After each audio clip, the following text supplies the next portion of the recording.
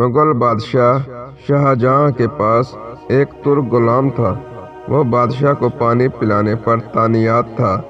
سارا دن پیالہ اور سراہی اٹھا کر تخت کے پاس کھڑا رہتا تھا۔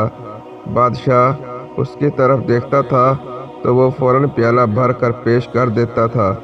وہ برسوں سے یہ ڈیوٹی سر انجام دے رہا تھا اور بڑی حد تک بادشاہ کا رمز شناس ہو چکا تھا، لیکن ایک دن اس سے غلطی ہو گئی۔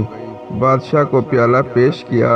بادشاہ گھونٹ بھرنے لگا تو شاہی پیالے کا ایک کنارہ جھڑا ہوا تھا اور ٹوٹے ہوئے پیالے میں پانی پینا ہندوستان کے بادشاہ کی توہین تھی۔ بادشاہ نے پیالہ نیچے دے مارا اور غلام کو 20 کوڑے لگانے کی سزا دی۔ بادشاہ کا حکم آخری حکم تھا۔ غلام کو کوڑے بھی لگ گئے اور وہ ڈیوٹی سے بھی فارغ ہو گیا۔ وقت بدلا۔ اورنگزیب عالمگیر نے اپنے والد کو قید میں ڈال دیا اور وہ تمام غلام اور ملازمین بوڑھے بادشاہ پر تعینات کر دیے جنہیں کبھی شاہجہاں نے سزائیں دی تھیں۔ وہ پانی پلانے والا غلام بھی ان ملازموں میں شامل تھا۔ بادشاہ کو قید میں پیاس محسوس ہوئی۔ پانی مانگا۔ غلام آیا اور پیالہ بادشاہ کے ہاتھ میں پکڑا دیا۔ بادشاہ نے پیالے کو غور سے دیکھا۔ وہ شکستہ تھا اور کسی نے اس کی کرچیاں، اس کی ٹھیکریاں جوڑ کر اسے قابل استعمال بنایا تھا۔ بادشاہ نے حسرت سے پیالہ دیکھا اور پھر غلام کی طرف دیکھ کر پوچھا، میرے ساتھ یہ سلوک کیوں؟ غلام نے مسکرا کر عرض کیا، حضور، یہ وقت کا سلوک ہے۔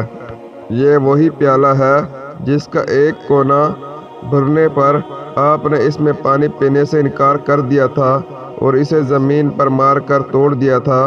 میں نے اس ٹوٹے ہوئے پیالے کی کرچیاں اٹھا لی تھی۔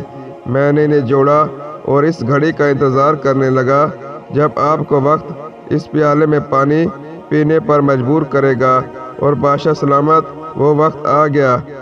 شاہجہاں کی آنکھوں میں آنسو آ گئے۔ یہ آنسو اگر نہ بھی آتے تو بھی بادشاہ نے باقی زندگی پانی اسی ٹوٹے ہوئے پیالے میں پینا تھا۔ کیوں؟ کیونکہ یہ دنیا ایک وادی ہے اور اس وادی میں ہر شخص کو اپنی انا، اپنے تکبر اور اپنی حماقتوں کی باز گشت بہرحال سننی پڑتی ہے۔